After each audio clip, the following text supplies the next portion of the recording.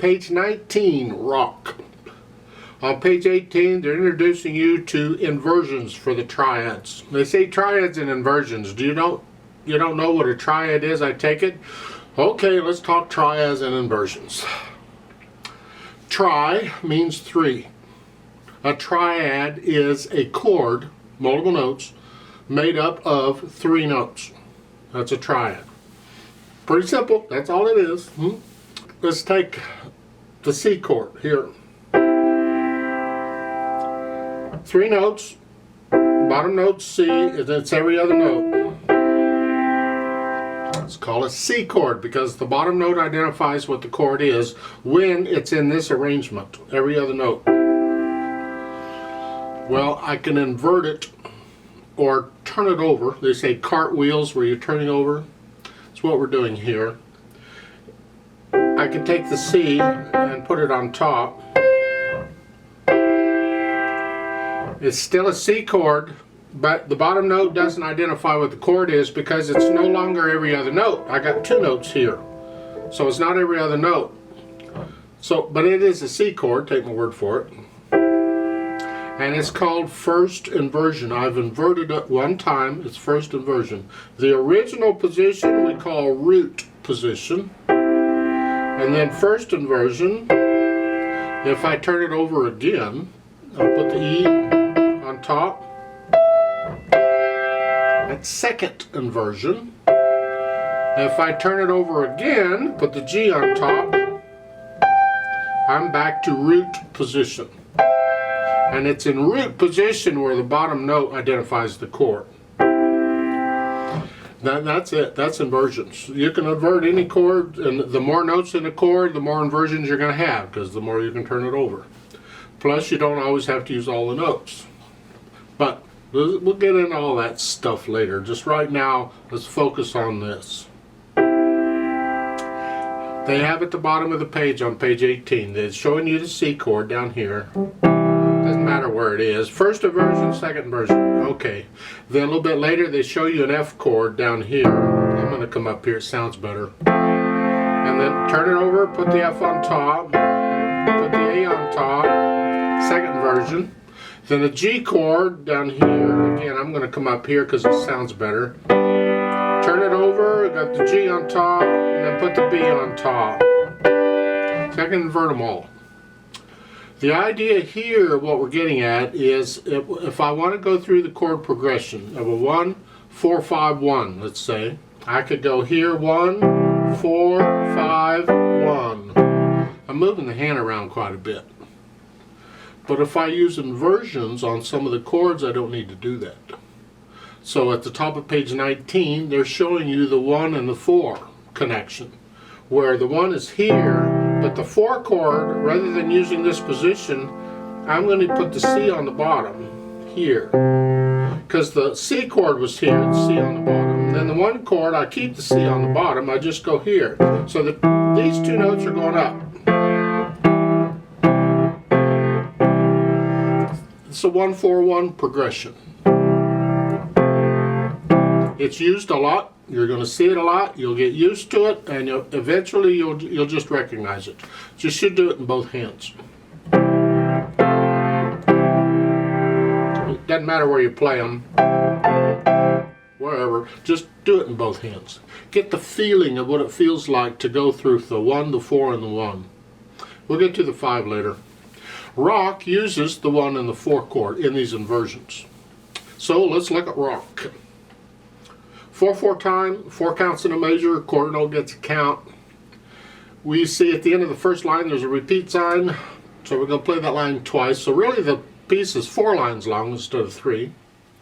Let's take it one hand at a time and make sure we got the notes and the rhythms, because we got eighth notes. You remember eighth notes are counted 1 and 2 and, or at least the way I do it. You can count it any way you want, I don't care, but I'm going 1 and 2 and. So in the third measure, when the right hand plays, the third finger's on E here. Now put your hand here. 1 and 2 and. 1 and 2 and 3 and 4. And that's tied. So you hold that down for 4 counts. In the second line, third measure, same place as 1 and 2 and. 1 and 2 and 3 and 4. And when that's tied. Hold that down for 4 counts. And then in the last line, it's an E flat. So I'm going to use the 3rd finger since it's on E. I'm going to use it on E flat. And then 1 and 2 and 3. And that's tied. You're going to hold that down for 6 counts. Oh, goody. So make sure you understand the right hand. And then the left hand has these chords, the 1 chord and the 4 chord. Here, 1 and 2 and 3 and 4 and 1 and 2 and 3 and 4 and that's pretty much it for the left hand. Put the hands together. Well, it shouldn't be hard because for the most part it's only playing one hand at a time. So start with a 3rd measure where the right hand, you're in this position. See, it's 1 and 2 and 3 and 4 and 1. So the idea is you're holding that down as you're playing these. Rest. And all 3 lines work similarly. And once you can play it through, then get rid of the hesitation so it is a steady beat at whatever speed you choose. Then we add in the articulation. The staccatos and the slurs. Slurs aren't bad. I slur everything to begin with. But staccatos, I'm hinging at the wrist here, short. And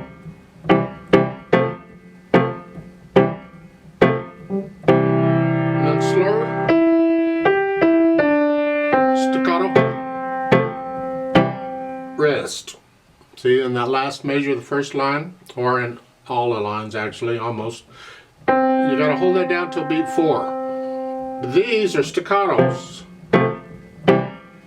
So this is done while you're still holding that down. So it's 1, 3, 4. See, so careful, don't lift them at the same time is what I'm after. So you go through and put in the staccatos and the slurs. Then the dynamics. Well, it's rock. You can guess it's just loud. Both hands here.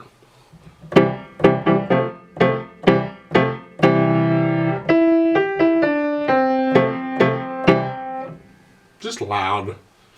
As far as the speed goes, whatever you think a rock beat is. You're going to get out and dance to it.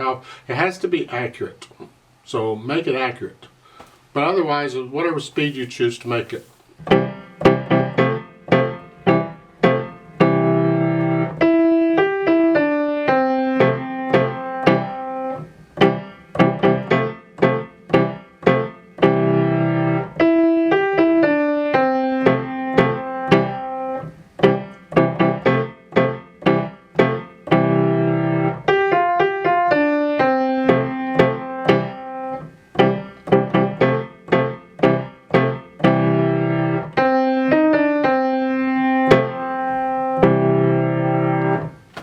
Last 2 measures there, look out.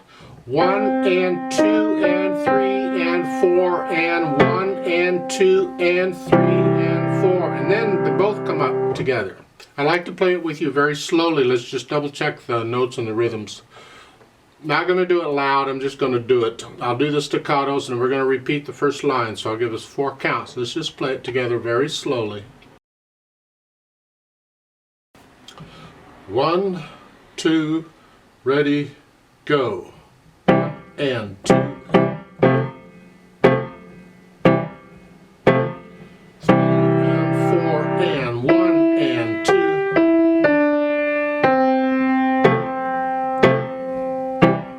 Repeat. 3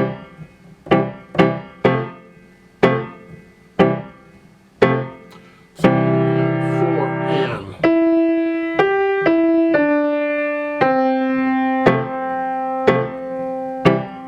Rest.